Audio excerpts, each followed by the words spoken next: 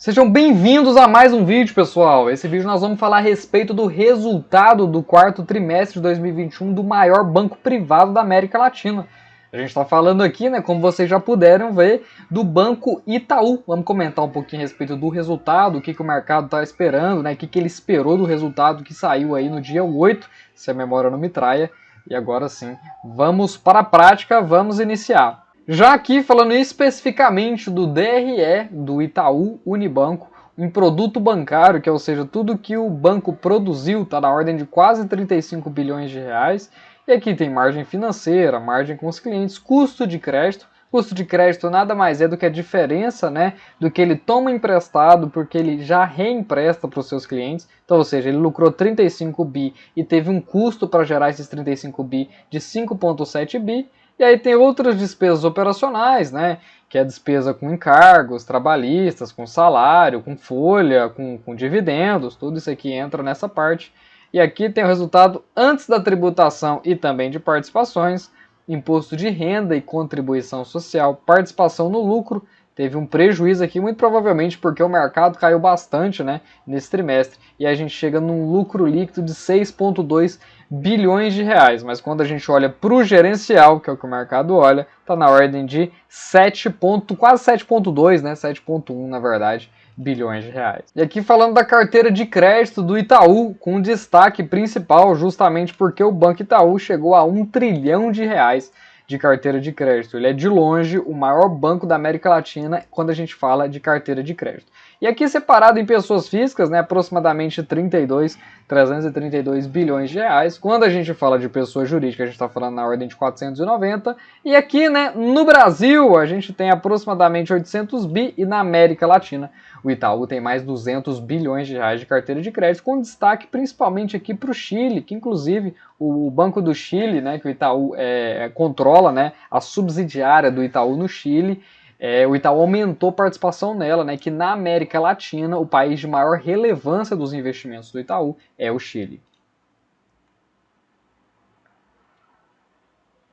Uma coisa que eu saliento, né, é os comentários da administração. É aqui que a gente tem a oportunidade de entender, né, para onde o Unibanco, para onde o Itaúzão ele vem caminhando, né?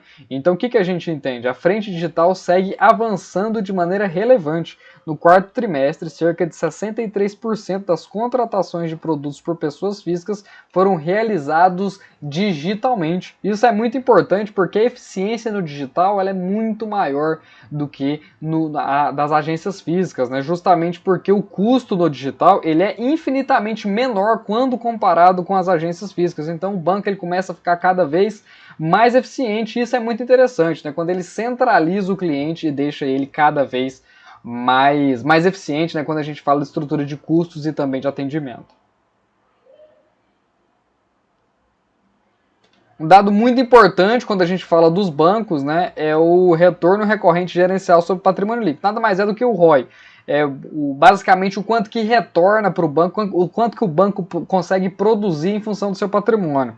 Ou seja, o Itaú, né, para cada 100 reais de patrimônio que o banco investe, né, ele tem cerca de 20 reais e 20 centavos, né, que é o que essa métrica nos indica. Uma parte muito interessante, pessoal, é porque o Itaú ele é dividido em duas, basicamente, grandes unidades de negócio, que são os negócios de varejo e os negócios de atacado. Quando a gente fala dos negócios de varejo, basicamente nós estamos referindo ao Itaú Agências, a rede de agências normal do Itaú, o Itaú Uniclass, que é para a área aí de uma média renda, o Itaú Personalité, que é mais voltado, né, para a área de alta renda. Como a gente consegue ver aqui, ó, são segmentados em varejo, Uniclass, Personalité e micro e pequenas empresas. Então isso é caracterizado, né, como os negócios de varejo do Itaú. A gente consegue ver que ele gerou cerca de 20 bilhões de resultado, com um custo de crédito de aproximadamente, né, 25% da sua produção de receita, e também, né, ele gerou um resultado, né, lucro líquido para o banco na ordem, né, de 2,5 bi.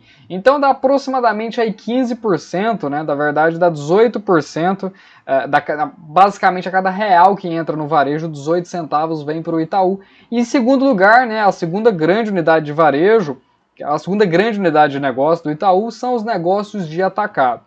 Os negócios de atacado são bem interessantes de ser entendidos, é onde a gente fala dos negócios como o Itaú BBA, que é o banco de atacado do Itaú, que é responsável, né, por comercialização com grandes empresas e também com médias de empresas, atividades de bancos de investimento, atividades no exterior, aí está o Asset Management, que é a área do banco responsável por comandar a gestão de fortunas e também a gestão de recursos, né, ou seja, quando você tem um dinheiro para poder aplicar, você procura, né, normalmente a partir de 5 milhões, você vai ser servido pelo Itaú Asset Management, especializado em gestão de recursos, como é o que está falando aqui, e os produtos oferecidos aos clientes com elevado patrimônio financeiro, que é o Private Banking. Normalmente, ali a partir de 5 milhões de reais, você consegue acessar produtos da Private Banking do Itaú Unibanco e também as médias empresas clientes institucionais. São fundos de investimentos, basicamente, né, os clientes institucionais.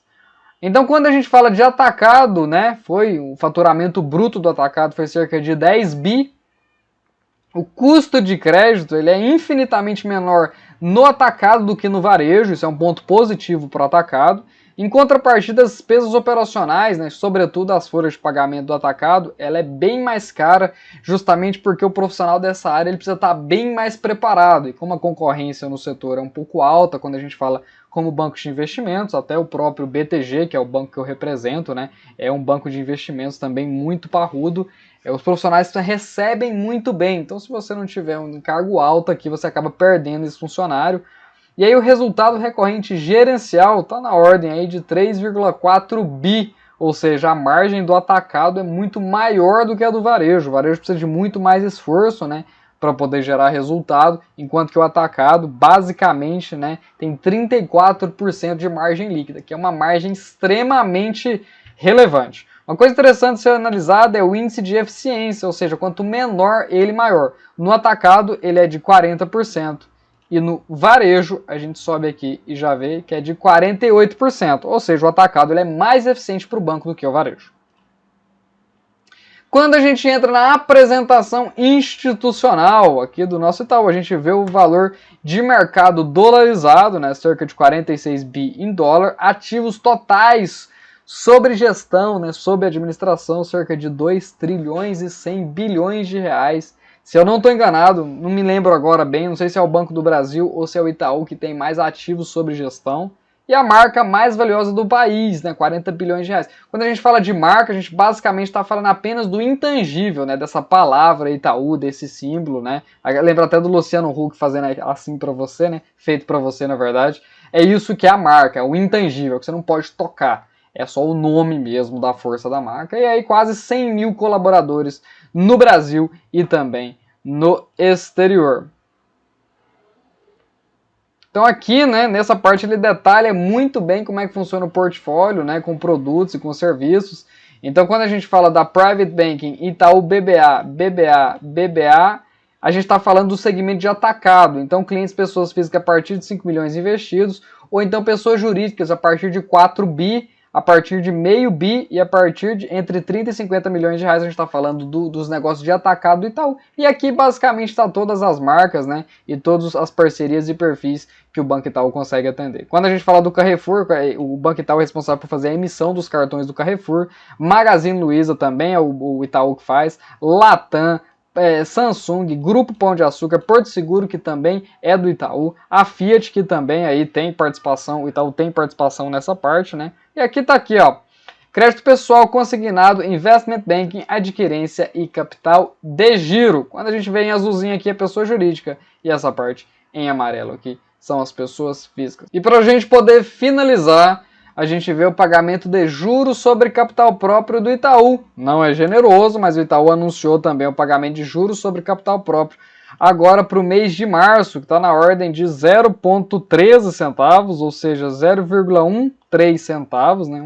Quase um centavo e meio, e também na ordem aí de 1,7 centavos, né? 1 centavo, 1,7 centavos, aí que o Itaú vai pagar. Juntando os dois, a gente tem aproximadamente 3 centavos que o Itaú vai pagar de juros sobre capital próprio agora no mês 3, e aí vai estar apto a receber esse dividendo a partir do dia 21 do 2 de fevereiro, né, 21 do 2, você vai estar apto a receber esse dividendo e tal, tá bom? Então o vídeo foi esse, espero que você tenha gostado, um forte abraço e até a próxima análise.